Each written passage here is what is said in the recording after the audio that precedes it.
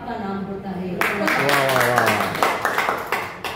सांगायचं एकच आहे की आपण जीवन जगत असताना आपल्या जीवनामध्ये अनेक अडचणी येत असतात, अनेक संकट येत असतात। आपण या संकटाला कधी घाबरायचं नसतं, कधी डगमगायचं नसतं, कारण हे जीवन हे असंच असतं। जो माणूस प्रयत्न करतो, नदी वाहते म्हणून तिला मार्ग सापडतो।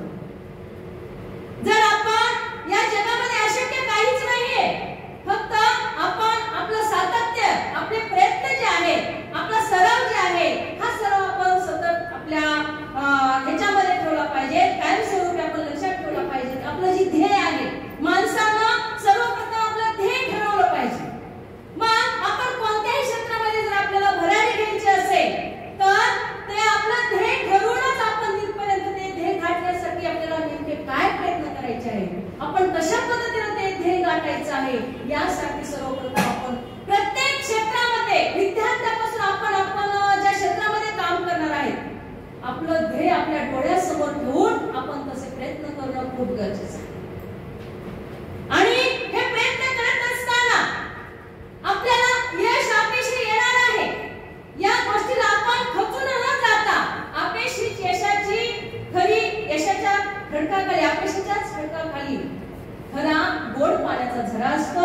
म्हणून आपल्या जीवनामध्ये अपयश आलं, आता ताई सारखं वानखडे भैयाला हसत आहे, त्यांचा हसण्याचा स्वभाव आहे, आवडला, मग आपण आपल्याला हसायला म्हणून आपण खचून जायचंय का? नाही, आपण प्रेरणा घ्यायची आहे। हसा आणि हसू द्या, हसण्यानं आयुष्य वाढतं, माणूस निरोगी होतो।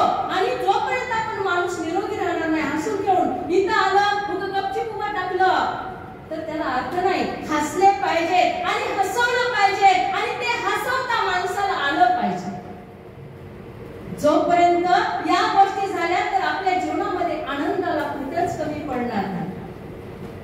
हे बघा कसं आहे, आपल्या जीवनामध्ये जर मान सन्मान मिळवायचा असेल तर त्यासाठी तुम्हाला एक छोटंसं उदाहरण सांगते।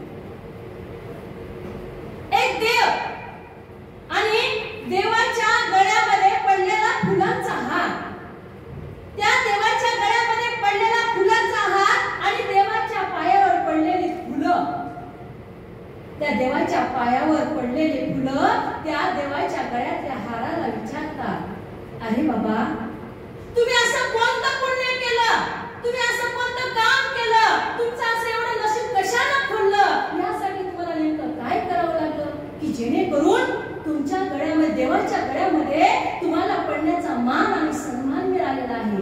आणि आम्ही असं कोणतं पाप केलं, आमची काय चूक झाली की जेणेकरून आम्हाला त्या देवाच्या पायावरती लोटांगण घ्यावं लागत आहे। त्यावेळेस त्या फुलाच्या गळ्यामध्ये जो पडलेला हार आहे, त्या हारामध्ये जी फुलं आहेत, त्या फुलांनी उत्तर दिलं की बाबा आम्हाला या देवाच्या गळ्यामध्ये पडण्यासाठी सर्वप्रथम आम्हाला आमच्या स्वतःच्या काळजामध्ये सुई खुपसून घ्यावी लागली आणि तेव्हा कुठे आम्हाला देवाच्या गळ्यामध्ये पडण्याचा मान आम्हाला मिळाला आहे। त्यावेळेस या समाजामध्ये वावरत असताना आपल्याला येणारे अडचणी आहेत, आपल्याला येणारे सुख दुःख आहेत, हे सगळं आपल्याला सहन करावं लागतं। देवाला देवपण येण्यासाठी टाकीचे घाव सोसावे लागतात।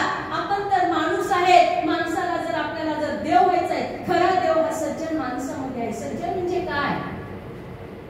देव कसा झाला? देव तर दगडामध्ये असतोच। जो मूर्तिकार आहे तो नेमकं काय करत असतो? जे दगड आहे त्या दगडामध्ये नकोसा असलेला भाग तो काढून टाकत असतो आणि नकोसा असलेला भाग त्यानं काढून टाकला की त्या देवाला देवपण येतं आणि आपण त्याची पूजा अर्चा करत असतो। त्याच पद्धतीने माणसाला सज्जन म्हणून, माणसाला माणूस म्हणून आपण जन्माला आलात, माणूस म्हणून जन्माला आल्यानंतर आपल्याला समाजामध्ये वागत असताना आपण माणसासारखं वागायला शिकलं पाहिजे। आणि आपल्यामध्ये माणूस पण निर्माण करायचं असेल तर आपण काय करायचं आहे? चांगला माणूस म्हणून आपल्याला जर समाजामध्ये जगायचं असेल तर आपल्यामध्ये ज्या नकोशा असलेल्या गोष्टी आहेत, ज्या नकोशा असलेल्या गोष्टी आहेत, ह्या गोष्टी आपण काढून टाकायच्या आहेत आणि खरा माणूस, खरा देव